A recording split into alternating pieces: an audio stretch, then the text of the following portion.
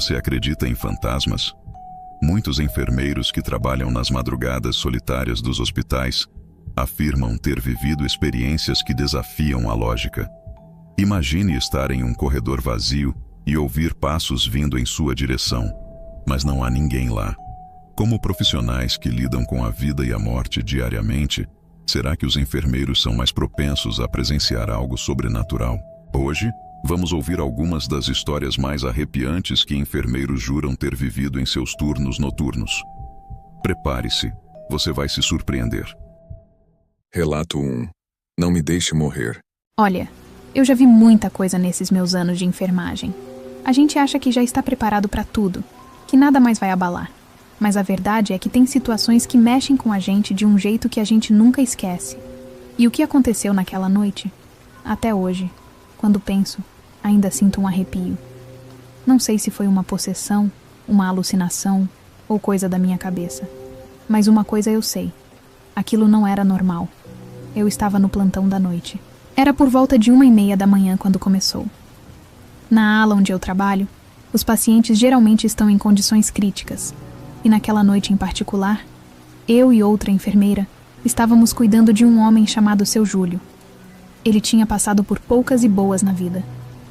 Era daquelas pessoas que carregavam uma carga enorme nas costas, sabe? Além dos problemas de saúde, tinha algo nele que não era só físico. Parecia mais pesado, mais sombrio. Era como se ele carregasse um medo constante. E esse medo era de morrer. O problema é que a situação dele estava cada vez pior. Ele tinha insuficiência cardíaca, renal e uma lista de complicações que parecia não acabar. Seu Júlio tinha um pavor tão grande da morte que qualquer coisinha que o monitor cardíaco apitava, ele surtava. Começava a gritar, agarrava o braço da gente e berrava: "Não me deixe morrer. Pelo amor de Deus, não me deixe morrer." No início, a gente achava que era só o desespero de quem sabe que está perto do fim. Já vimos isso antes. As pessoas lidam com a morte de formas diferentes. E algumas têm muito medo. É natural. Mas com o tempo, fomos percebendo que com ele era diferente. Tinha algo mais. Algo que a gente não conseguia explicar, mas que deixava todo mundo desconfortável. O olhar dele era carregado de uma angústia que ia além do físico. Parecia que ele sabia de algo que a gente não sabia. Nessa noite em especial, tudo começou a desandar por volta das 2 da manhã. Estava tudo relativamente tranquilo, considerando a situação dos pacientes, quando de repente o monitor cardíaco do Seu Júlio começou a apitar.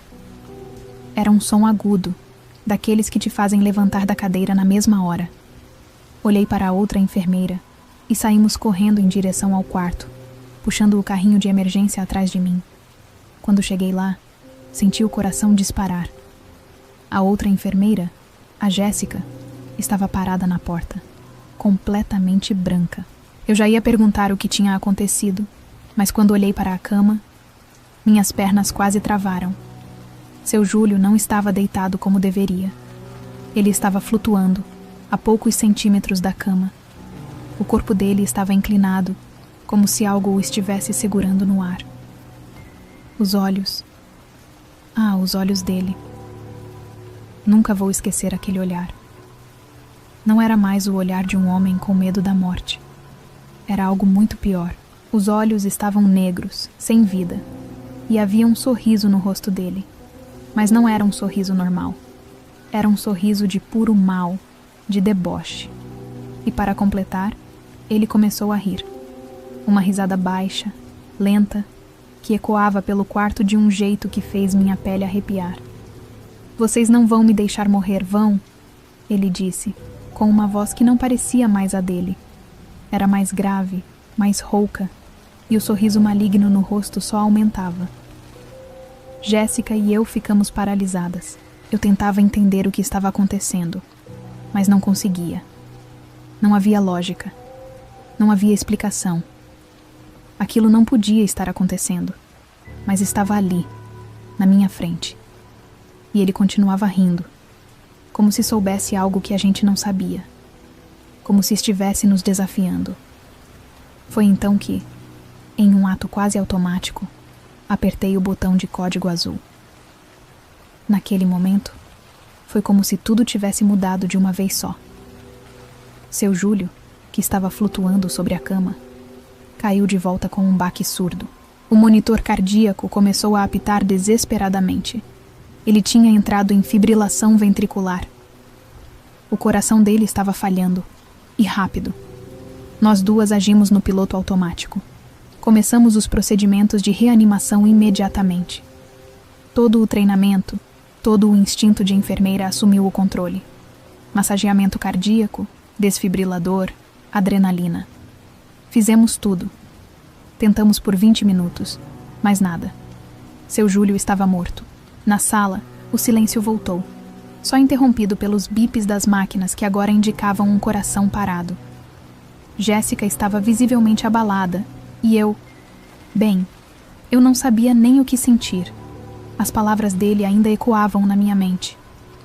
Você não vai me deixar morrer, vai? A equipe de emergência chegou logo em seguida, e foi um alívio ver mais pessoas ali. A gente começou a limpar o quarto, organizar tudo, preparar o corpo para ser levado.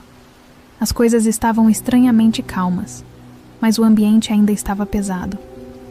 Todos que entravam no quarto sentiam o mesmo clima estranho, e ninguém dizia nada, mas dava para ver nos olhos de cada um que algo não estava certo ali. Foi então que aconteceu. Estávamos quase terminando de arrumar tudo quando, de repente, o corpo de seu Júlio se sentou na cama.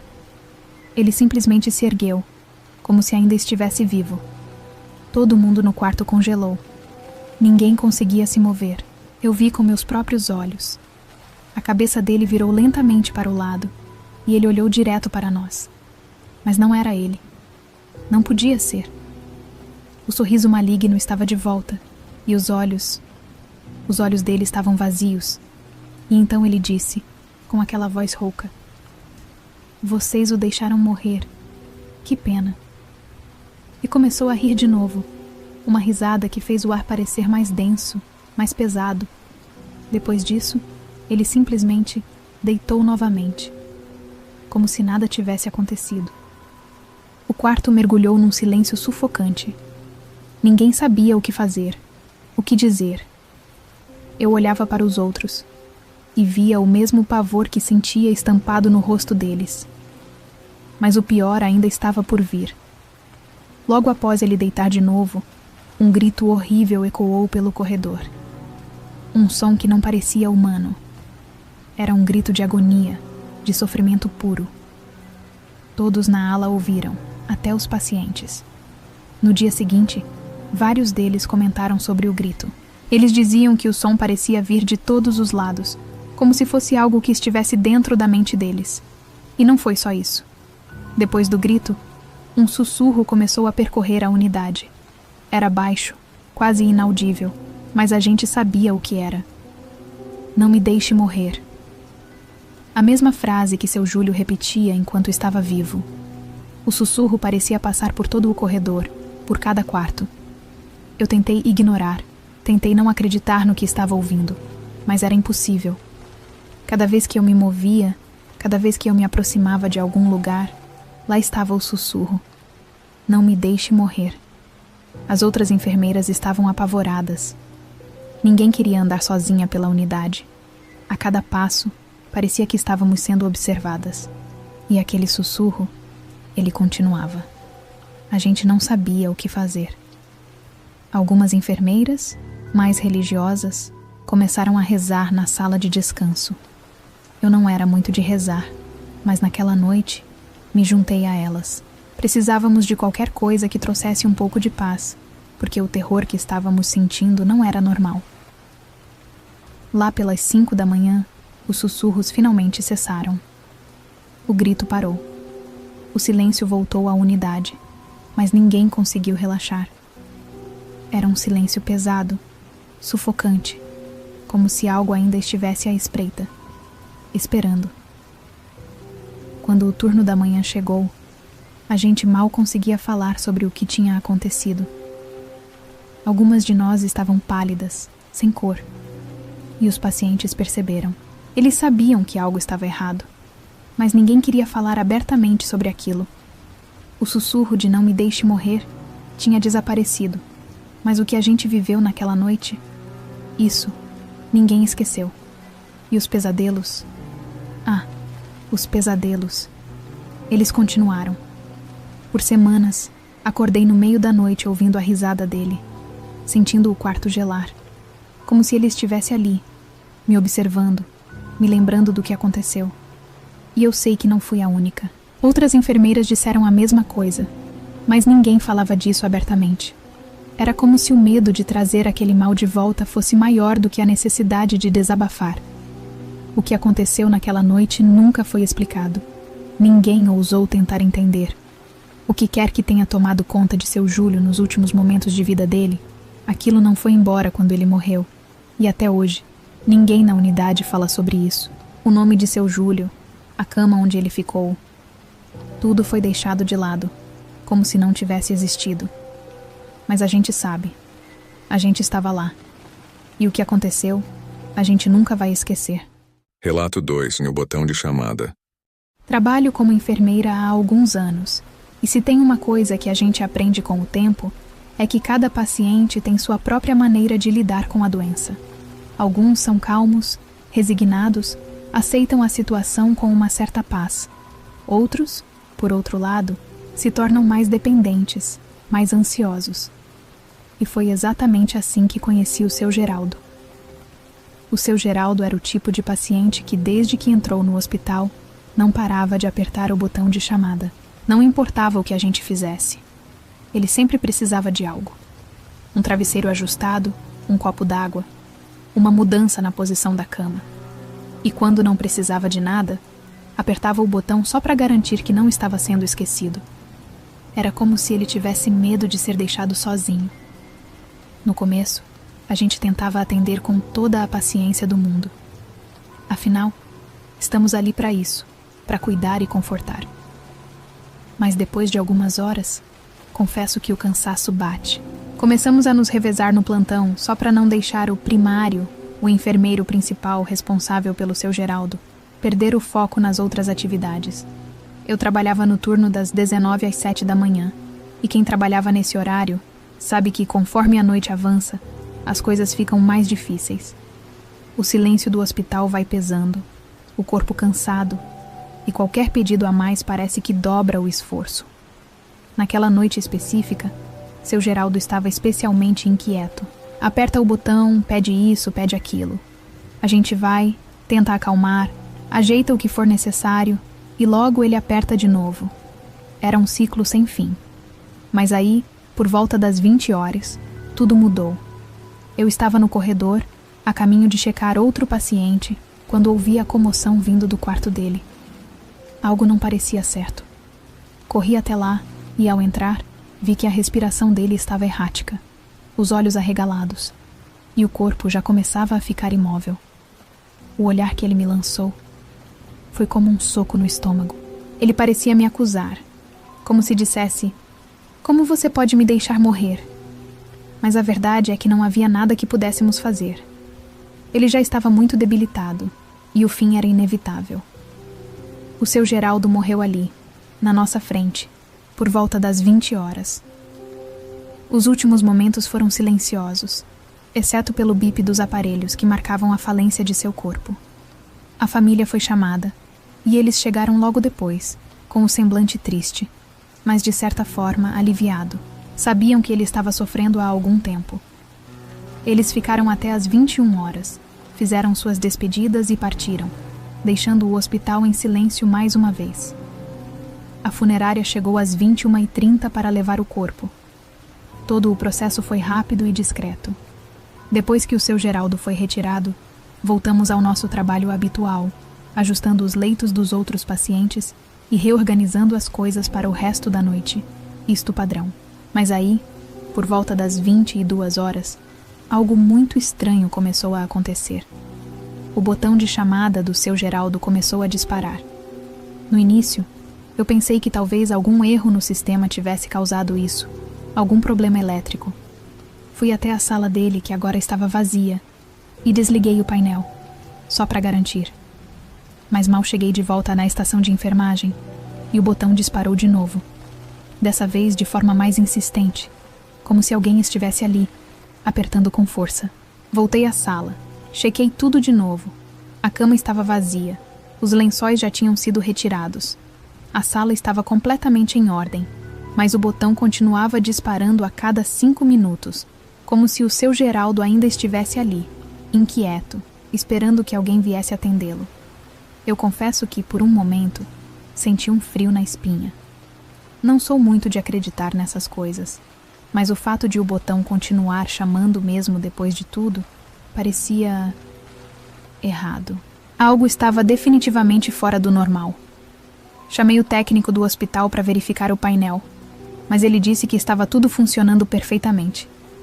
As horas passaram e o botão continuava tocando, sem parar. A cada 5 minutos, lá estava ele, insistente. Algumas enfermeiras já estavam nervosas e outras tentavam ignorar, mas todo mundo estava ficando perturbado com aquilo. Uma dessas enfermeiras, a Mari, era diferente. Ela era uma garota muito espiritual, sempre falando de energias, de espiritualidade, dessas coisas que a maioria de nós não dá muita bola no dia a dia. Por volta das 2 horas da manhã, depois de 4 horas lidando com o botão disparando, a Mari perdeu a paciência. "Chega!" Ela gritou, batendo a mão na mesa com força, levantando-se de repente. A gente ficou em silêncio, olhando para ela, sem saber o que esperar. Com passos decididos, ela desceu o corredor e foi direto até o quarto do seu Geraldo. Eu a segui, mais por curiosidade do que qualquer outra coisa. Quando chegamos lá, ela parou na porta e praticamente gritou para a sala vazia. "Seu Geraldo, você morreu", ela disse, com a voz firme, mas respeitosa. "Você não pode mais ficar aqui nos incomodando. Está na hora de seguir em frente. Em nome de Jesus, estou exorcizando você deste plano de existência. Vá para a luz e seja feliz." Eu confesso que naquele momento, eu não sabia se ria ou se ficava mais assustada. Nunca tinha visto ninguém fazer algo assim no hospital, mas a Mari estava completamente séria. Ela fez o sinal da cruz, baixou a cabeça por um segundo e, em seguida, saiu do quarto como se nada tivesse acontecido. E, acredite ou não, o botão parou de chamar naquele instante. Foi um alívio. Aquele som insistente, perturbador, que vinha nos enlouquecendo há horas, simplesmente sumiu. As outras enfermeiras começaram a rir nervosamente, sem saber ao certo como reagir. Mari, por sua vez, voltou para seu posto e continuou o plantão como se fosse um dia qualquer. Era como se o que ela tinha feito fosse a coisa mais natural do mundo. Eu, por outro lado, fiquei pensando naquilo por um bom tempo. Não sou uma pessoa muito religiosa, mas sei que tem gente que acredita em coisas que vão além do que podemos ver. Mari, claramente, era uma dessas pessoas. E naquela noite, eu comecei a me perguntar se talvez ela tivesse razão. Se o seu Geraldo, mesmo depois de ter partido, ainda estava ali, preso de alguma forma, e só precisava de um empurrãozinho para seguir adiante. O plantão seguiu tranquilo depois disso, sem mais incidentes. O silêncio voltou a reinar no hospital, e o botão de chamada ficou quieto pelo resto da noite. Mari nunca mais comentou sobre o que aconteceu naquela noite, e ninguém teve coragem de perguntar também. Eu sei que tem muita coisa no mundo que a gente não entende, mas uma coisa é certa. Naquele dia, seja lá o que tenha acontecido, funcionou. E o seu Geraldo? Bem, espero que ele tenha encontrado o descanso que estava procurando. Gostou dessas histórias? Então se inscreva no canal e ative as notificações para não perder as próximas. Temos mais relatos arrepiantes vindo por aí. Agora, vamos para o próximo relato. Relato 3. O estranho paciente. Eu trabalho como flebotomista em um hospital pequeno, em São Francisco de Paula, no interior do Rio Grande do Sul.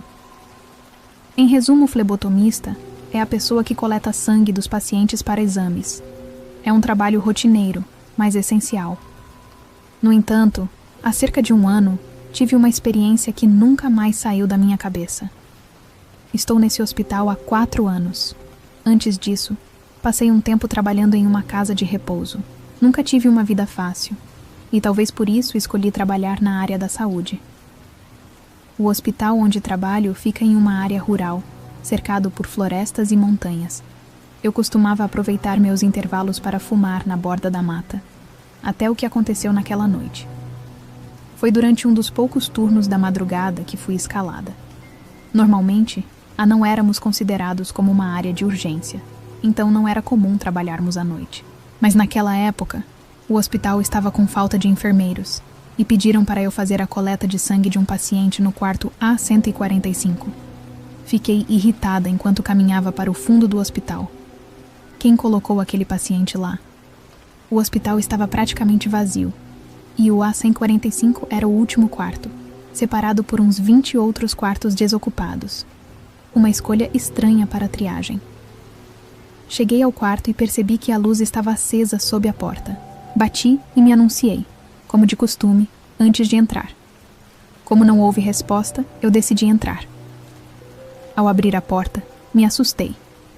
Um homem havia puxado a cadeira do canto mais afastado do quarto, perto da janela, até a entrada. Ele estava sentado de frente para a porta e se levantou imediatamente quando entrei. Atrás dele, um menino estava deitado na cama, e uma brisa fria entrava pela janela aberta. O homem era estranho. Usava um boné do Grêmio, bem surrado, e uma camiseta desbotada. Sua pele era pálida, quase flácida, e ele usava óculos escuros, mesmo dentro do quarto mal iluminado. Ele empurrou a cadeira para trás com um ruído irritante, como se quisesse me dar espaço. Desculpa, não quis assustá-la, ele disse de cabeça baixa, meio que escondendo o rosto. Ainda assustada, eu disse que estava tudo bem, que eu só estava acostumada a ver a cadeira no canto. Procurei o prontuário do suporte de clipes, mas não o encontrei. Quando me virei, o homem estava segurando-o. Acabei de preencher, ele disse, entregando-me o papel. Examinei os dados rapidamente e me aproximei do menino. A caligrafia no prontuário era desleixada. O nome do menino era Caio, 12 anos, exatamente como parecia. Ele tinha olhos verdes cheios de lágrimas e me observava em silêncio. Lembro-me de ter dito "Oi, Caio", tentando ser simpática. Perguntei como ele estava se sentindo. O menino olhou para o homem que se aproximou mais, arrastando a cadeira. "Estamos bem. Viemos aqui para ver se tudo está normal. Meu pai quer ter certeza", disse Caio, com a voz baixa, sem tirar os olhos do homem. Foi então que o pai se inclinou sobre os pés da cama, conferindo tudo de perto. "Claro, Caio. Vou pegar um pouco do seu sangue. Se você não se importar, ok? Não vai doer nada", disse a ele com um sorriso.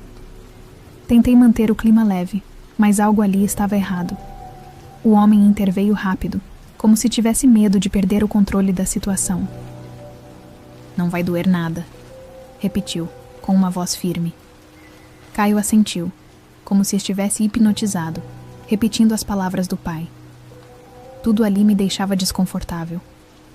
O jeito daquele pai, o vento frio que entrava pela janela. Então fui em direção à janela para fechá-la. Quando me aproximei a mão para o vidro, percebi o reflexo do homem atrás de mim, imóvel como uma estátua. "Deixe aberta, por favor", murmurou ele. "Estamos com calor." Ele estava perto demais. Sua presença era opressiva. Cedi, sem discutir, e fui buscar meus materiais para a coleta. Peguei agulhas, tubos de coleta e gaze, como sempre faço. Mas conforme me aproximava da cama, senti o desconforto aumentar. Pedi a Caio que se sentasse na cama. Ele permaneceu olhando para o teto, quieto, enquanto eu tentava encontrar uma veia no braço dele. Foi então que percebi algo muito estranho. Coloquei os tubos de coleta e a agulha na mesa ao lado e comecei o procedimento padrão, aplicando o torniquete em torno do bíceps dele. Caio olhava fixamente para o teto, como se estivesse em outro mundo. Enquanto apalpava o braço dele à procura de uma veia, senti que algo não era normal. Não conseguia encontrar nada. A pele de Caio estava gelada, mas isso não era tão incomum em pacientes hospitalizados. O que me preocupava de verdade era a ausência de qualquer sinal de uma veia. Pressionei meus dedos mais forte, tentando enxergar as típicas listras azuis que surgem logo abaixo da pele, mas nada aparecia. Frustradas por não achar suas veias, comecei a sentir confusa. Sorri para o menino, tentando não transparecer minha inquietação. Vou tentar fazer o procedimento aqui, tudo bem? Falei, mais para mim mesma do que para ele.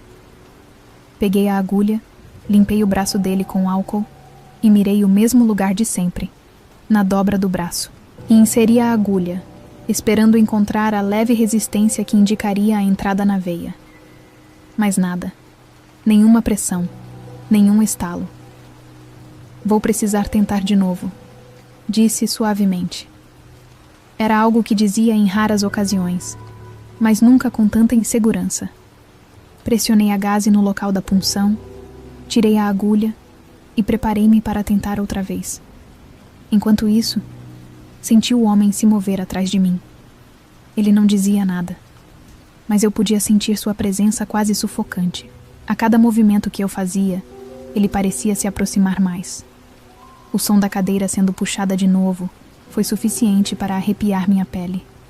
Tentei de novo, e mais uma vez, nada. Não havia sangue, e nenhuma veia à vista. O pano branco da gaze permanecia intacto, sem nenhuma mancha vermelha. Ao olhar para o braço de Caio, vi apenas os pequenos buracos que eu havia feito. Nenhum sinal de sangue. Olhei de relance para o homem e percebi que ele se inclinava sobre a cama, cada vez mais próximo. Algo estava definitivamente errado. Algo não está certo, murmurou ele, a voz grave e baixa, tão perto que senti seu hálito. Fingi ignorar a sensação de pavor que sentia e me levantei, dando um passo para trás. Ele se levantou também, rápido, bloqueando o caminho ao pé da cama. Olhei ao redor, como se pudesse encontrar uma explicação lógica para o que estava acontecendo. Não consigo encontrar uma veia, admiti, tentando manter a calma. Eu deveria conseguir ver algo, mas hesitei, sem saber como completar a frase. Estava assustada. O homem inclinou a cabeça de maneira estranha, quase imitando meus movimentos. Ele começou a esfregar as mãos nervosamente, e pude notar que sua pele, assim como a de Caio, era estranhamente flácida, com um aspecto envelhecido e enrugado, mesmo que ele não parecesse ter idade para aquilo.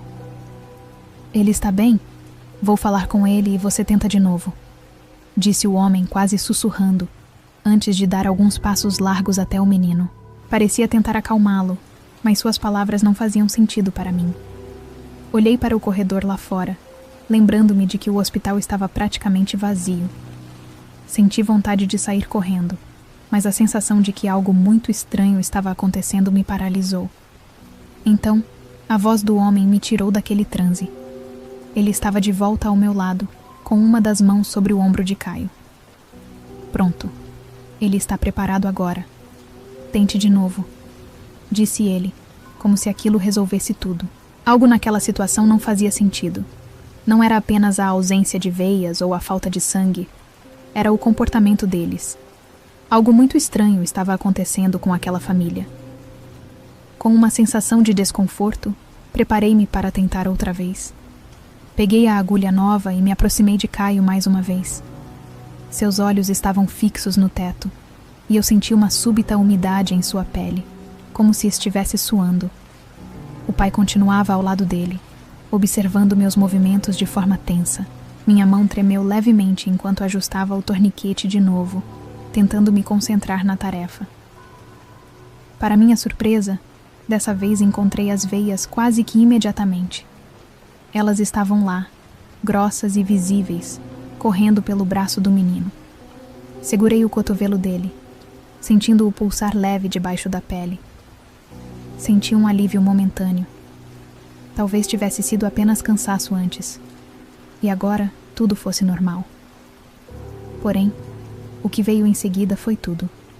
Tudo, menos normal. Inseri a agulha e, finalmente, senti o estalo característico da veia sendo perfurada. Quando o primeiro tubo começou a se encher, quase deixei a agulha cair no chão. O que vi me fez engolir em seco. O sangue que saía do braço de Caio não era vermelho. Era escuro, espesso, quase, como tinta de caneta vazando. Pensei em interromper a coleta imediatamente, mas fiquei ali, paralisada, observando aquele líquido anômalo preencher o frasco. O que está errado agora? Notando minha surpresa, sua voz estava diferente, mais rouca, como se ele estivesse lutando para manter a calma. Meus lábios tremeram ao tentar formar uma resposta. Nada, gaguejei, tentando parecer despreocupada. Está tudo bem. O que eu disse não fazia o menor sentido, considerando o que eu estava vendo. O tubo de coleta estava quase cheio de sangue escuro, algo que nunca deveria estar acontecendo. Retirei a agulha com mãos trêmulas e pressionei a gaze sobre o ponto de punção, mas para minha surpresa, a gaze também começou a manchar com aquele líquido. O menino, no entanto, permaneceu completamente impassível. Ele não pareceu sentir dor em nenhum momento, e seu rosto continuava sem expressão, como se estivesse distante, desconectado de tudo ao redor. O pai, por outro lado, estava inquieto, respirando de forma irregular. Ele estava praticamente em cima de mim, enquanto eu terminava o procedimento. Levantei-me com cuidado, segurando o frasco de sangue estranho, tentando esconder meu nervosismo. Nunca tinha visto algo parecido em todos esses anos no hospital. Eu sabia que precisava sair dali. Enquanto me afastava da cama, o homem bloqueou meu caminho novamente, como se estivesse esperando por aquele momento. Sua mão estendeu-se lentamente em minha direção, a pele pendendo de seus dedos de forma estranha. Ele sorriu, mas aquele sorriso não era nada amigável. Havia algo de errado com ele, algo que eu não conseguia entender. Está tudo normal com o menino agora? Perguntou ele num tom quase zombeteiro, embora tentasse parecer calmo. Eu assenti rapidamente, tentando manter a compostura. Senti meu coração acelerar e uma sensação de perigo iminente tomou conta de mim. Por favor. O homem sussurrou de novo, sorrindo mais ainda. Era um sorriso estranho, cheio de dentes que pareciam levemente tortos, quase como se não fossem os dele. Sem pensar muito, estendi o frasco com o sangue na direção dele. Ele o pegou devagar, como se estivesse avaliando cada movimento meu. Senti o contato da pele dele na minha mão por um breve segundo. Era frio e pegajoso. Obrigado. Com isso, ele saiu do meu caminho, e eu não pensei duas vezes. Abri a porta de uma vez, sentindo um alívio ao deixar aquele quarto. Não olhei para trás. Só queria sair dali o mais rápido possível. Meus pensamentos estavam a mil. Passei rapidamente pelo corredor, tentando afastar aquela sensação estranha. Ainda não conseguia entender o que tinha acabado de acontecer. O sangue escuro? O comportamento daquele homem? Nada fazia sentido. Ao chegar na recepção, tudo parecia calmo demais. As luzes estavam acesas. O som dos ventiladores zumbia suavemente, mas o hospital parecia vazio. Texto padrão. Não havia um movimento normal, nem mesmo os poucos enfermeiros que eu esperava ver àquela hora da madrugada. De repente, ouvi passos rápidos atrás de mim. Virei-me rapidamente, e lá estava ele, o pai de Caio, caminhando em minha direção com passos longos, seu boné agora mais baixo, quase escondendo todo o rosto. "O que você viu lá dentro?" ele perguntou, com uma voz que soava menos humana. Meu coração disparou. Não tinha mais como fugir do que estava acontecendo. Eu sabia que algo estava muito errado desde o início. Eu só fiz a coleta, como você pediu. Mas hesitei, sem saber como terminar a frase. Eu não queria provocar nada. Ele parou a poucos metros de mim e seus óculos escuros refletiam a luz fria do corredor. Não conseguia ver seus olhos, mas o clima estava tenso. "Não importa", ele murmurou. "Você fez o que devia. Só se certifique de esquecer tudo isso." Fiquei ali, imóvel, enquanto ele me olhava com uma intensidade que quase me paralisou. Senti meu corpo inteiro formigar, como se algo me pressionasse a seguir suas ordens. Eu não consegui responder, apenas assenti, dando um passo para trás, tentando criar uma distância segura. Ele se virou lentamente e começou a se afastar, caminhando de volta para o quarto A145. A sensação de alívio misturada com confusão dominou meu corpo. Eu sentia minhas pernas enfraquecerem, como se a tensão tivesse me deixado de uma vez. Respirei fundo, tentando recuperar me acalmar. Ainda sem conseguir entender direito o que tinha acabado de acontecer, caminhei até a sala dos enfermeiros. Contei tudo para o chefe de enfermagem quase histérica. Falei sobre o quarto, o comportamento estranho do homem, o sangue escuro. Mas, quando eles foram verificar o quarto A145, não encontraram ninguém. Estava vazio, como se aquele menino e seu pai nunca tivessem estado ali. Passaram-se dias desde aquela madrugada, e por mais que eu tentasse racionalizar o ocorrido, nunca encontrei respostas. Não havia registros daquele paciente no sistema, nem explicações médicas para o que eu vi. Desde então, comecei a evitar os turnos noturnos. Às vezes os ventos sopram forte durante em São Francisco de Paula, e o som das janelas batendo no hospital sempre me faz lembrar daquela noite. E não importa o que os outros digam. Eu sei que naquela noite encontrei algo que não pertence ao nosso mundo. Relato 4. A cadeira que se mexia sozinha. Trabalhar à noite é um troço estranho, sabe? O hospital, ou no meu caso a unidade de cuidados paliativos, ganha uma cara completamente diferente. Parece que o tempo corre devagar, como se o silêncio fizesse questão de arrastar as horas. Quem já trabalhou à noite sabe do que eu tô falando. Aquele silêncio profundo que de tão quieto faz qualquer barulhinho parecer um estrondo. Eu estava no turno, das 23 às 7 da manhã, numa unidade de cuidados paliativos residenciais. Era um lugar bem novo, moderno até. Tinha sido aberto há alguns anos. Tinha 9 leitos no total. Não era enorme, mas suficiente para dar trabalho quando todos os leitos estavam ocupados. E naquela noite todos estavam. Eram pacientes em estado grave. O fim da linha, sabe? Nosso trabalho ali era fazer com que as últimas semanas, dias ou horas de cada um fossem as menos dolorosas e mais tranquilas possível. Era por volta das 3 horas da manhã, quando meu colega de plantão saiu para sua pausa. Ficamos revezando 1 hora para cada, porque esse horário é pesado, especialmente lá pelas 3, 4 da manhã, quando o sono vem com tudo. Ele foi, e eu fiquei sozinho na estação de enfermagem. Tudo parecia calmo. Eu estava lá, organizando umas planilhas no computador, checando os horários de medicação quando ouvi um barulho alto. Na mesma hora, o coração deu uma acelerada. Não era um barulho comum, tipo de alguém mexendo em alguma coisa ou da cama ajustando a posição dos pacientes. Era um barulho mais seco, tipo um baque, como se alguma coisa tivesse caído. Bateu a curiosidade. Eu não tinha certeza de onde veio o som, então levantei da cadeira e fui dar uma olhada. Primeiro, espiei pelo corredor onde ficavam os quartos dos pacientes. Tudo escuro, tudo calmo. As portas estavam fechadas e se algum deles tivesse acordado, eu já teria ouvido antes. Mesmo assim, dei uma olhada rápida. Cheguei a entrar num dos quartos, só para confirmar que estava tudo bem. Eles continuavam dormindo, respirando devagar. O som das máquinas de oxigênio preenchendo o espaço de leve. Deve ter sido coisa da minha cabeça, pensei. Acontece quando você está cansado, sabe? Começa a ouvir coisas. A mente prega peças. Mas por via das dúvidas, fui verificar o outro lado do corredor em direção à recepção, que estava vazia naquela hora da madrugada. Tinha uma sala de escritório que ficava ali perto, mas estava desocupada.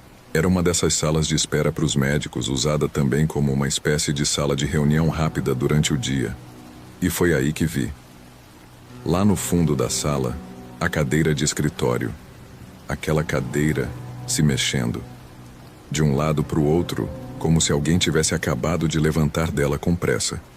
Eu fiquei ali parado na porta, olhando. Não tinha ninguém. Nada. O lugar estava vazio. Só a cadeira, balançando devagar. Por um segundo, eu achei que estava sonhando acordado. É aquele momento estranho em que o cérebro tenta processar o que os olhos estão vendo. Eu pisquei, fechei os olhos, abri de novo, e a cadeira ainda estava lá, balançando, como se alguém invisível tivesse acabado de deixá-la. Fui me aproximando devagar, e quanto mais perto eu chegava, mais devagar a cadeira se movia, até que finalmente parou. O silêncio que ficou depois foi ensurdecedor. Aquela sensação não era só o silêncio, era algo mais. Um frio no ar. Parecia que o ambiente ao meu redor tinha mudado. Eu sentia isso na pele, literalmente. Como se uma corrente de ar gelado tivesse passado pelo corredor. E eu sei que você deve estar pensando: ah, devia ter alguma janela aberta, um ventilador ligado. Mas não. Nada disso. Eu chequei tudo. Fui de sala em sala para ter certeza. Nenhuma janela aberta, nenhum ventilador ligado. Estava tudo no mais absoluto silêncio, só o eco do barulho dos meus passos nos corredores. Enquanto eu olhava para a cadeira agora imóvel, várias coisas passaram pela minha cabeça. Será que foi algum tremor? Um terremoto pequeno? Talvez um caminhão passou na rua e fez tudo vibrar? Mas não. As outras cadeiras na sala estavam todas paradas. A única que se mexeu foi aquela, como se tivesse vida própria. Eu voltei para o meu posto na estação de enfermagem, mas, vou te confessar, o medo bateu. Eu, que sempre fui cético com essas coisas de fantasma, não consegui tirar da cabeça o que tinha acabado de acontecer. Era como se a cadeira tivesse sido empurrada. Mas por quem? Minutos depois, meu colega voltou da pausa. Ele entrou tranquilamente, como se nada estivesse fora do normal. Me cumprimentou com aquele ar de quem ainda está acordando do cochilo. Eu não disse nada na hora. Achei que ele ia rir da minha cara se eu contasse o que tinha acabado de acontecer. Cadeira balançando sozinha? Tá louco? Vai dormir, cara. Mas eu fiquei com aquilo na cabeça pelo resto do plantão. Cada vez que o silêncio ficava muito profundo, parecia que eu ouvia o som da cadeira voltando a balançar. As horas passaram devagar depois disso. O turno da noite tem essa peculiaridade. O tempo parece que para. E quando você está sozinho, de madrugada, num lugar onde o fim da linha é uma constante, o clima fica ainda mais pesado. O pessoal fala que, em hospitais e unidades como a que eu trabalho, a presença da morte é quase palpável. Não é que a gente tenha medo dela. A gente está acostumado. É parte do nosso trabalho. Ajudar as pessoas a passar pela fase final da vida com dignidade, sem dor. Mas o que aconteceu naquela noite era outra coisa. Eu fiquei pensando, será que alguém que morreu naquela sala tinha voltado para dar uma última olhada? Talvez para se despedir? Ou será que era só uma daquelas coisas que acontecem e a gente nunca vai entender? Sei lá, mas eu não conseguia tirar aquela cena da cabeça. No fim do turno, quando o dia já estava clareando, meu colega veio conversar comigo. Ele tinha notado que eu estava meio quieto desde que voltou da pausa. Tá tudo bem, cara, você tá com uma cara de quem viu fantasma. Ele brincou, sem saber que talvez ele estivesse mais perto da verdade do que imaginava. Eu dei uma risada nervosa, mas não disse nada. Ele não acreditaria de qualquer jeito. Depois daquela noite, cada vez que eu passava perto daquela sala de escritório, dava uma olhada rápida na cadeira, só para garantir que ela não ia começar a se mexer de novo. E sempre que eu passava por lá à noite, eu sentia aquele mesmo calafrio. Eu cheguei a comentar com uma das enfermeiras mais velhas, já mais experiente que eu, sobre o que aconteceu. E para minha surpresa, ela não riu, não debochou, só balançou a cabeça e disse: essas coisas acontecem principalmente aqui. Às vezes a gente acha que os pacientes vão embora, mas uma parte deles pode ficar por aqui por um tempo, sabe? Apesar de esquisito, aquilo de alguma forma parecia fazer sentido.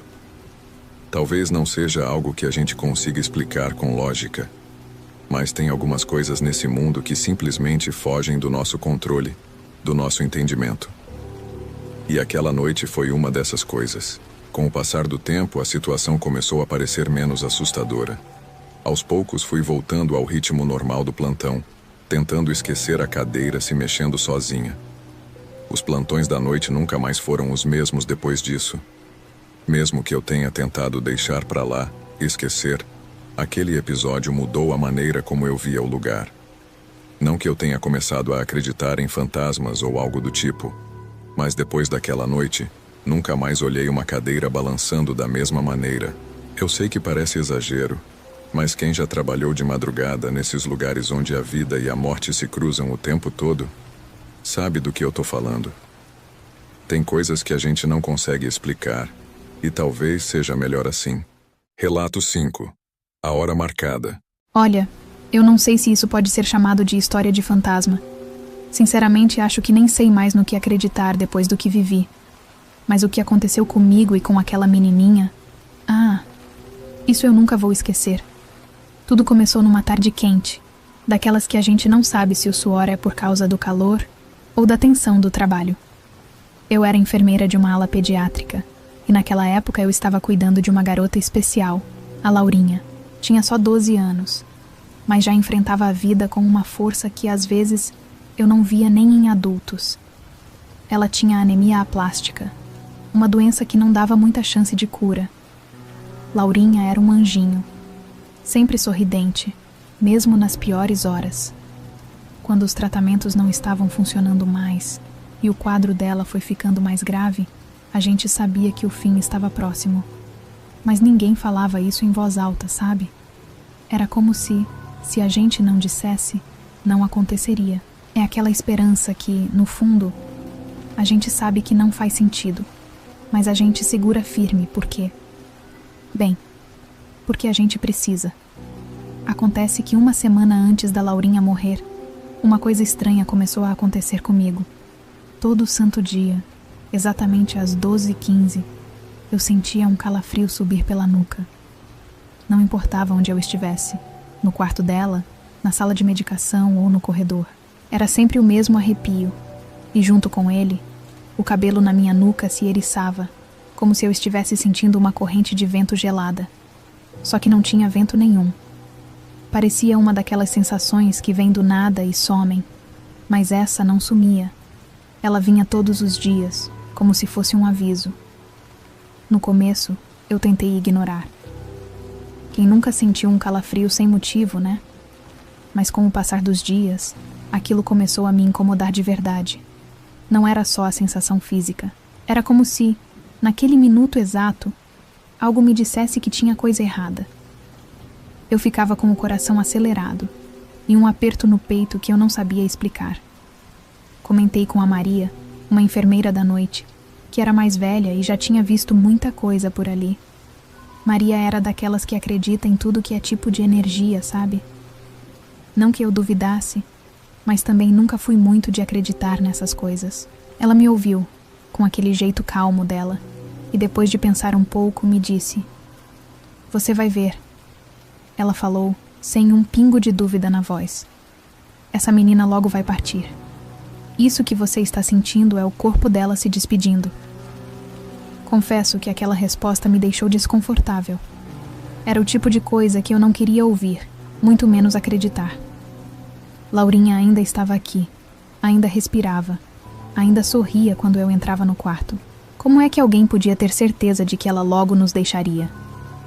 Os dias continuaram, e o calafrio, pontual como sempre, aparecia às 12h15. Eu já estava começando a contar os minutos antes de ele chegar, o que me deixava mais nervosa. E então, chegou o dia em que os pais da Laurinha tomaram a decisão mais difícil da vida deles. Eles decidiram parar com todos os tratamentos. A gente sabia que aquilo significava que ela tinha pouco tempo. A doença tinha avançado demais. Não havia mais nada que pudesse ser feito. Os pais ficaram arrasados, claro. E eu, que acompanhava a Laurinha desde o começo, me sentia impotente. Ver aquela garotinha, que sempre foi tão forte, tão cheia de vida, se esvaindo. É uma dor que não dá para explicar. Mas a decisão tinha sido tomada. Ela foi sedada e entrou em coma. O fim estava próximo. Aquela noite foi difícil. Eu não conseguia parar de pensar nela, de lembrar do sorriso que ela sempre me dava quando eu entrava no quarto. Sabia que a partir daquele momento, as chances de ela acordar eram quase zero. Na manhã seguinte, voltei para o hospital, já com aquele nó na garganta, esperando que talvez aquele fosse o último dia da Laurinha. Quando deu meio-dia, eu estava no quarto dela, ajustando os aparelhos. O calafrio veio de novo, como sempre. Mas dessa vez, eu sabia que tinha algo diferente. Olhei para o relógio. 12h15. No mesmo instante, como se fosse a coisa mais natural do mundo, Laurinha abriu os olhos. Sim, ela acordou. E eu fiquei ali, paralisada por um segundo, sem acreditar no que estava vendo.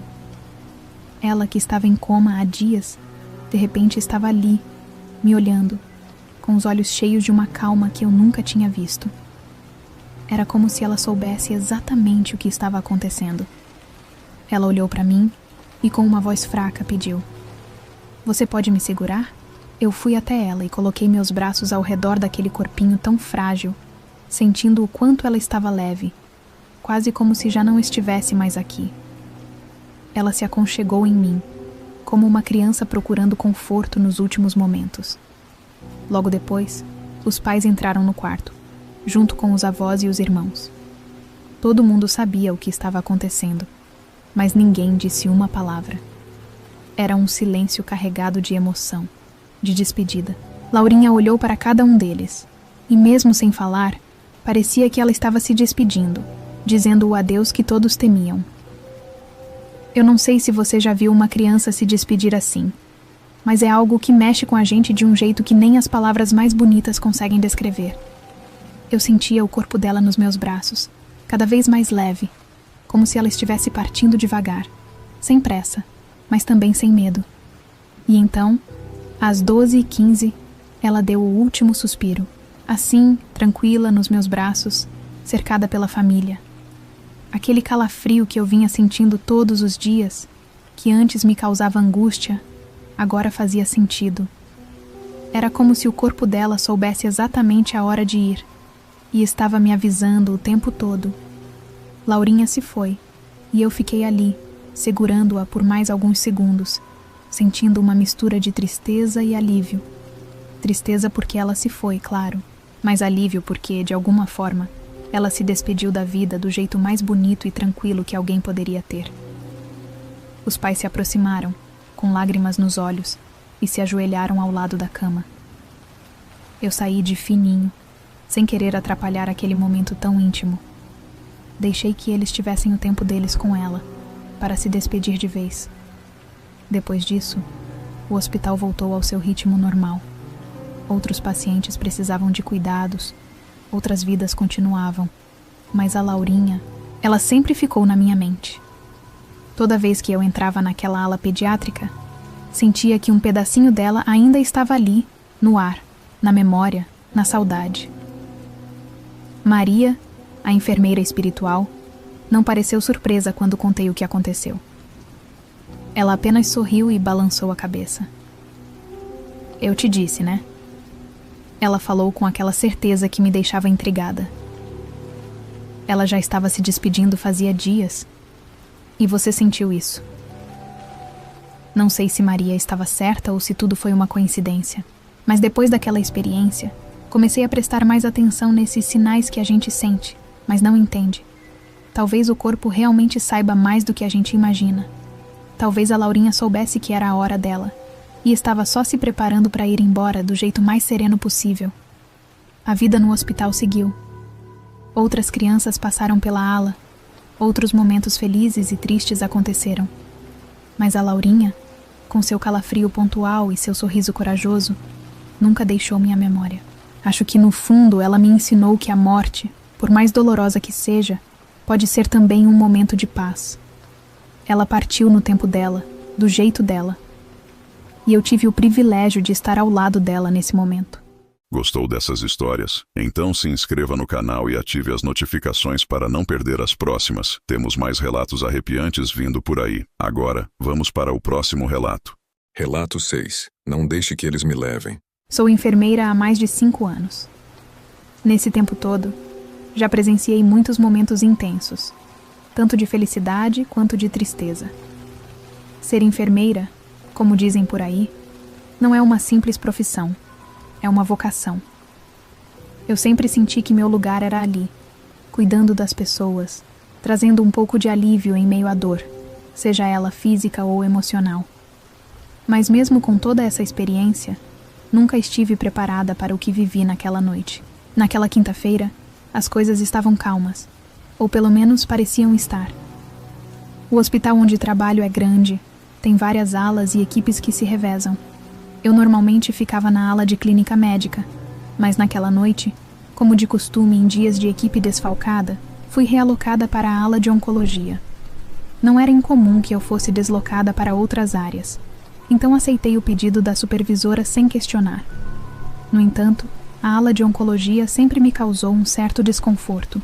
Não que eu tivesse medo, ou que fosse incapaz de lidar com a dor e o sofrimento. Afinal, esse é o trabalho de quem, como eu, escolhe ser enfermeira. Mas na oncologia, as coisas são diferentes. Há um peso no ar, como se a morte estivesse sempre à espreita, caminhando silenciosa pelos corredores, à espera de sua próxima visita. Os pacientes ali, na sua maioria, já não lutavam mais pela cura, mas pela dignidade em seus últimos momentos. Quando cheguei, como de praxe, fui informada sobre o estado dos pacientes daquela noite. Todos em estágio avançado da doença e 3 deles em situação terminal. O nome que mais chamou minha atenção foi o de Dona Marina. Ela estava internada já há algum tempo e, segundo as colegas que cuidavam dela, não reagia a estímulos fazia dias. Seu estado era considerado irreversível, e sua família, resignada, sabia que o fim estava próximo. Depois de receber essas informações, comecei minha ronda. A noite estava tranquila. Os corredores silenciosos, iluminados apenas pela fraca luz dos monitores de controle. Às vezes, eu conseguia ouvir um gemido distante, ou o som de passos apressados de algum outro funcionário passando com alguma urgência. Mas, em geral, o hospital estava sereno, o que era raro. Me aproximei do quarto de Dona Marina. Algo me dizia que deveria começar por lá, mesmo sabendo que ela não apresentava mudanças significativas. Quando entrei no quarto, o silêncio era absoluto. O som rítmico do monitor cardíaco preenchia o espaço. Lá estava ela, deitada na cama, o rosto sereno, mas marcado pela luta que travava contra a doença. Dona Marina tinha 72 anos. Seu rosto, apesar das marcas do tempo e da doença, ainda revelava traços de uma vida bem vivida. Havia algo nela que transmitia uma dignidade silenciosa, uma força que a doença não conseguira apagar completamente. Mas naquela noite, ela parecia diferente. Havia algo no ar, um peso que eu não sabia explicar. Mesmo com toda a minha experiência, senti um arrepio subir pela espinha assim que entrei no quarto. Era como se algo invisível estivesse presente, observando cada movimento meu, cada respiração. Eu me aproximei lentamente da cama, verificando seus sinais vitais. Tudo estava dentro do esperado, considerando seu estado crítico. Não havia nada fora do normal, pelo menos não ainda. Mas aquele sentimento estranho, de estar sendo observada, não me deixava em paz. Fiz o que sempre faço nessas situações. Respirei fundo e continuei meu trabalho. Alguns minutos se passaram, e enquanto eu ajustava o soro ao lado da cama, ouvi um som. Foi tão suave que, a princípio, achei que era minha imaginação pregando peças em mim. Mas então ouvi de novo. Um murmúrio. Um gemido leve, como se alguém estivesse tentando falar, mas sem conseguir. Virei-me imediatamente para a cama, com o coração acelerado. Para minha surpresa, Dona Marina, que estava inconsciente há dias, começou a se mexer. Seus lábios tremiam levemente, como se estivesse tentando dizer algo. Meu primeiro instinto foi chamar o médico de plantão, mas algo me impediu. Era como se eu soubesse que aquele momento era único e que qualquer interrupção quebraria a frágil linha entre o que estava acontecendo e o que estava por vir. Dona Marina? Chamei com a voz baixa, como se temesse que algo pudesse escutar. Seus olhos abriram lentamente, como se cada movimento fosse um esforço gigantesco. Ela me olhou, mas o que vi naquele olhar não era simplesmente o olhar de uma pessoa doente. Era algo mais, algo profundo, carregado de medo. Um medo que eu nunca tinha visto em ninguém antes. Não deixe que eles me levem. ela disse, com uma voz quase inaudível, mas clara o suficiente para que eu entendesse. Eu congelei. Aquilo não fazia sentido. Dona Marina não deveria estar consciente, muito menos falando. Mas ali estava ela, me olhando com desespero, implorando por algo que eu não conseguia entender. Quem, Dona Marina? Quem vai te levar? Perguntei, tentando manter a calma, mas meu coração disparado me traiu. Ela não respondeu de imediato. Seus olhos se moveram lentamente para o teto, e com o dedo trêmulo, ela apontou para o ar.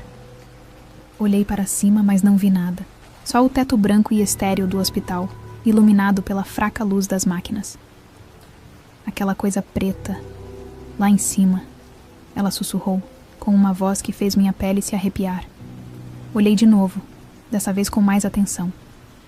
Mas não havia nada. Nenhum som, nenhum movimento. Apenas o vazio. No entanto, o terror nos olhos de Dona Marina era real. Era como se ela estivesse vendo algo que eu não podia ver, mas que de alguma forma estava ali, presente, nos envolvendo. Eu tentei manter a calma, mas a sensação de que algo estava errado não me deixava. Algo no ar, invisível, parecia querer se manifestar. Senti uma pressão no peito, um medo que eu não conseguia explicar. Já tinha ouvido histórias de colegas, coisas que aconteciam em hospitais, principalmente nas últimas horas de vida de pacientes terminais. Dizem que alguns conseguem ver coisas que nós do outro lado não podemos enxergar. Mas nunca acreditei nessas histórias. Pelo menos, até aquela noite. Dona Marina começou a respirar com mais dificuldade. Seus olhos ainda fixos no teto, como se suplicassem por ajuda. Eu segurei sua mão, tentando passar alguma calma, mesmo que por dentro eu estivesse tão assustada quanto ela. Foi então que, de repente, ela se deitou de volta. Seus olhos se fecharam e, em questão de segundos, o monitor ao lado da cama começou a apitar. O som agudo e contínuo preencheu o quarto, sinalizando o que eu já temia. Olhei para o monitor, e o traço que antes mostrava os batimentos cardíacos agora estava reto. Dona Marina tinha partido. Fiquei ali por alguns instantes, paralisada. O silêncio que tomou conta do quarto depois do apito parecia ainda mais pesado do que antes. A presença que eu senti, aquela coisa preta que Dona Marina tinha mencionado, parecia ter se dissipado, mas eu ainda não conseguia me livrar da sensação de que algo estava errado. Algo muito além do nosso entendimento. Saí do quarto para chamar o médico e realizar os procedimentos de praxe. Quando voltei, acompanhei o médico enquanto ele constatava o óbito. Mas a imagem de Dona Marina apontando para o teto e pedindo para que eu não deixasse eles a levarem não saía da minha cabeça. Após esse incidente, eu tentei levar minha vida normalmente, continuar meu trabalho como sempre fiz. Mas aquela noite me assombrava. Passei a ter um pesadelo recorrente. Nele, eu estava de volta no quarto de Dona Marina, mas desta vez eu conseguia ver a coisa preta. Era uma sombra, uma figura sem rosto, flutuando acima da cama, observando tudo de longe. E então, no sonho, ela se virava para mim. Eu acordava sempre no mesmo ponto, suando frio, com o coração acelerado. Conversei com algumas colegas sobre o que aconteceu. Algumas delas compartilharam histórias parecidas, de pacientes que nas últimas horas de vida pareciam ver coisas que nós não podíamos ver. Uma delas me disse que isso era comum em pacientes terminais, que algumas pessoas acreditam que, nesses momentos, o limiar entre a vida e a morte se torna mais tênue, permitindo que eles vejam além do que nós, vivos, podemos enxergar. Eu não sabia o que pensar. Sempre fui uma pessoa cética, alguém que acredita no que pode ser visto, medido, testado. Mas aquela experiência abalou minhas convicções. Comecei a me perguntar se, de fato, há algo mais, algo que não conseguimos compreender completamente. Graças a Deus, nunca mais tive nenhuma outra experiência como aquela. Mas ainda sinto arrepios toda vez que lembro do que vivencie. Sempre que passo pela oncologia, não consigo evitar lembrar daquela noite.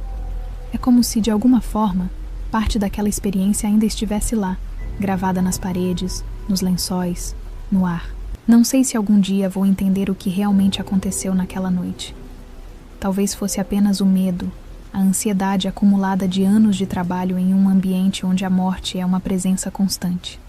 Ou talvez haja realmente algo além, algo que só aqueles que estão prestes a partir podem ver. Esses eventos, por mais inexplicáveis que sejam, são parte do que faz o trabalho em um hospital ser tão desafiador. Lidar com a vida e com a morte todos os dias não é algo fácil. E algumas histórias, como a de Dona Marina, permanecem conosco para sempre, nos fazendo refletir sobre a fragilidade da vida, os mistérios da morte e tudo o que existe no meio. E uma coisa é certa.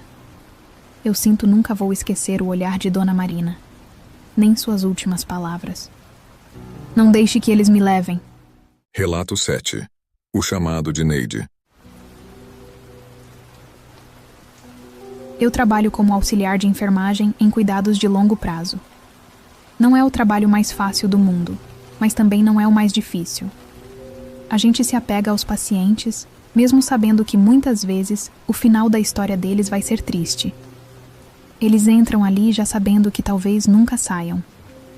E eu, por mais que tente me manter profissional, já vi tantas histórias que é difícil não levar uma ou outra para casa, no fundo da cabeça. A história da Neide, essa é uma que eu nunca vou esquecer. Neide era uma dessas residentes que todo mundo gostava. Tinha o quê? Uns 80 anos? Talvez um pouco mais. Mas mesmo com a idade avançada, ela era teimosa que só. Fazia tudo sozinha, não deixava ninguém ajudar em nada. Todas as atividades do dia a dia, como se vestir, ir ao banheiro, comer. Neide fazia tudo sozinha. A única coisa que ela aceitava era que a gente ficasse por perto na hora do banho. E mesmo assim, só para garantir que ela não escorregasse ou caísse. Ela odiava a ideia de depender de alguém. Eu lembro que ela tinha uma personalidade forte, sempre com uma resposta na ponta da língua, mas sem perder o bom humor. Era do tipo que, mesmo quando a gente não estava no nosso melhor dia, conseguia arrancar um sorriso de quem estivesse por perto. Mas essa teimosia... a teimosia de Neide era o que deixava a gente de cabelo em pé. Ela não gostava de pedir ajuda, nunca. Tudo estava indo bem até Neide pegar pneumonia. Uma dessas que, em gente jovem, é incômoda, mas tratável. Mas com a idade dela, o corpo não reage tão bem assim. Ela ficou hospitalizada por algumas semanas. Quando voltou, Neide já não era a mesma. Estava fraca, muito mais do que eu esperava. Ela mal conseguia fazer as coisas sozinha, mas claro, não queria admitir isso. Continuava teimosa, não queria pedir ajuda, e quando a gente insistia, ela sempre dizia que estava bem, que dava conta. Eu lembro da noite em que tudo aconteceu como se fosse ontem. Era final de turno, aquele período em que a gente está exausto, contando os minutos para o plantão acabar, mas ainda precisa estar atento. Eu estava ajudando os últimos residentes a se acomodarem para dormir. A noite estava tranquila, com o silêncio típico das horas avançadas. Quando fui até o quarto de Neide, ela estava na cama, pronta para dormir, mas eu sabia que, com ela, a gente nunca podia relaxar totalmente. Neide, qualquer coisa que você precisar, aperta o botão de chamada, tá? Eu disse, já sabendo que ela provavelmente ignoraria o que eu estava falando. Ela me olhou daquele jeito típico dela, os olhos brilhando de teimosia. Eu não vou precisar, querida, eu consigo sozinha. Ela respondeu, como sempre fazia. Não se preocupe, eu sabia que ela ia tentar se levantar sem chamar, mas não tinha muito o que fazer. A gente colocou o alarme de cama, uma precaução, sabe? Se ela tentasse se levantar sozinha, o alarme dispararia, e a gente correria para ajudar. Só que na prática, as coisas não funcionam assim. A gente não consegue prever tudo. Naquela noite, depois que saí do quarto de Neide, tudo parecia normal. O silêncio tomou conta da ala. Os outros pacientes estavam dormindo, e eu finalmente consegui me sentar um pouco. Lá pelas tantas, porém, ouvi um barulho. Algo diferente. Não era o som do alarme da cama, mas um ruído abafado. Algo caindo. Levantei-me rápido e fui direto para o quarto dela. Quando entrei, o coração disparou. Neide estava no chão. Ela tinha se levantado sozinha, como eu já imaginava que faria. Só que o alarme da cama, de algum jeito, não disparou. Talvez ela mesma tenha dado um jeito de desligar, ou talvez o sistema tenha falhado. Não sei. O fato é que ela estava ali, caída, e o impacto tinha sido forte. Tentei manter a calma enquanto chamava ajuda, mas no fundo, eu sabia. Eu sabia que Neide não sairia dali com vida. Ela foi levada imediatamente para o hospital, mas as notícias não foram boas. O trauma da queda foi demais para o corpo dela. Neide morreu naquela mesma noite. A cama dela ficou vazia desde então. A sensação de vazio no quarto, que antes era cheio de vida com Neide sempre por ali, agora estava presente o tempo todo. A gente sentia falta dela e não conseguia deixar de sentir uma certa culpa. Se ela tivesse escutado, se o alarme tivesse funcionado. Sana, mas não adianta ficar se torturando com esses e se. O problema é que, depois que Neide se foi, as coisas começaram a ficar estranhas.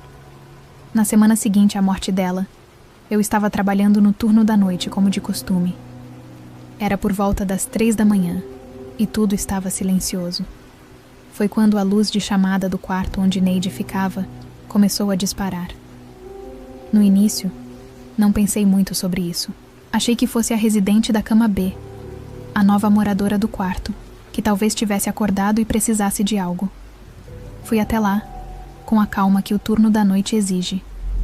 Entrei no quarto e, para minha surpresa, tanto a luz de chamada da cama B quanto da cama A estavam desligadas. Fiquei confusa. O que estava chamando era a luz da cama C. A cama que, até a semana passada, era ocupada por Neide. Meu coração disparou e eu senti um arrepio subir pela espinha. A cama C estava vazia. Neide tinha morrido e desde então ninguém mais tinha ocupado aquele lugar. E ainda assim, o botão de chamada estava disparando. Fiquei ali, parada, sem saber o que fazer. A luz piscando no painel, o quarto mergulhado num silêncio absoluto, exceto pelo som insistente do botão. Meu instinto foi sair dali o mais rápido possível, mas meu corpo não respondia. O quarto parecia mais frio do que o normal, e eu sentia a presença de algo que eu não conseguia explicar. Respirei fundo, tentando me acalmar. Pensei em desligar a luz de chamada, mas minhas mãos tremiam tanto que eu não conseguia me mover. O que estava acontecendo? Neide estava morta. A cama dela estava vazia. Por que a luz continuava chamando? Foi quando senti as lágrimas se formando nos meus olhos. Não sei se era o medo, o cansaço ou a tristeza, mas eu não conseguia mais segurar. Eu precisava sair dali. Saí do quarto praticamente correndo, sem olhar para trás. Chamei uma das outras enfermeiras, que não sabia o que estava acontecendo, e pedi que ela fosse desligar a luz. Ela me olhou com um ar de estranhamento, mas foi até lá. Quando voltou, o rosto dela estava pálido. A luz estava ligada mesmo, mas não tinha ninguém lá. O painel estava normal, ela disse, com uma voz que deixava claro que ela também não tinha entendido nada. Aquela foi a primeira vez que a luz de chamada da cama C disparou desde a morte de Neide, mas não foi a última. Nos dias que se seguiram, o botão de chamada da cama C continuava disparando, sempre no meio da noite, sempre quando o quarto estava vazio. A cada vez que isso acontecia, o mesmo frio tomava conta do lugar, como se algo invisível estivesse presente. Alguns dos funcionários começaram a comentar, meio em segredo, que aquilo não era normal. Que talvez Neide, teimosa como sempre, não tivesse aceitado o fato de ter morrido. Talvez ela ainda estivesse lá, tentando fazer o que sempre fazia, se levantar sem pedir ajuda. Uma noite, depois de mais uma vez a luz disparar, a enfermeira da noite, uma mulher mais velha e religiosa, se aproximou de mim. Isso não é coisa boa, ela disse com um tom de voz grave. Almas que não aceitam a morte costumam ficar presas aqui, vagando, perdidas. Se você acredita, deveria rezar. Eu não sabia o que responder. Nunca fui muito religiosa, mas naquela hora, reza ou não, algo dentro de mim sabia que aquilo não era normal. Como a luz de chamada de uma cama vazia podia continuar disparando? Por que só acontecia à noite, sempre naquele quarto? Neide estava nos chamando. Isso era o que me atormentava. Os dias se tornaram semanas, e a situação continuava a mesma. O botão disparava de tempos em tempos, sempre na cama C, sempre nas horas mais improváveis. Aos poucos, os funcionários foram criando uma espécie de resistência a isso. Alguns fingiam não ver, outros diziam que era só um defeito técnico. Mas eu sabia que aquilo não era uma simples falha no sistema. Tinha algo de Neide naquele quarto, algo que não estava em paz. Um dia, enquanto fazia minha ronda noturna, me aproximei da porta do quarto, hesitante. A luz de chamada não tinha disparado naquela noite, mas eu podia sentir o mesmo frio no ar. Entrei no quarto devagar, como se esperasse encontrar Neide deitada ali, com aquele sorriso teimoso no rosto. Mas o quarto estava vazio. As camas, agora todas ocupadas por novos residentes, não mostravam sinal de nada anormal. Mesmo assim, o arrepio na nuca e a sensação de estar sendo observada me acompanhavam. Por um segundo, pensei em falar. Queria dizer alguma coisa, qualquer coisa, como se pudesse alcançar Neide de alguma forma. Mas não disse nada. O silêncio reinava no quarto, e eu sabia que, de alguma forma, aquela era a presença de Neide. O tempo passou, e a luz de chamada da cama C parou de disparar. Mas eu nunca consegui esquecer a sensação de que ela ainda estava ali, nos observando, nos chamando, do jeito teimoso que sempre fez. Qual história te deu mais arrepios? Você já ouviu outras histórias sobrenaturais que aconteceram em hospitais? Comenta aqui embaixo. E se você trabalha na área da saúde, compartilhe suas próprias experiências. Não esqueça de se inscrever para mais relatos de quem vive essas situações de perto.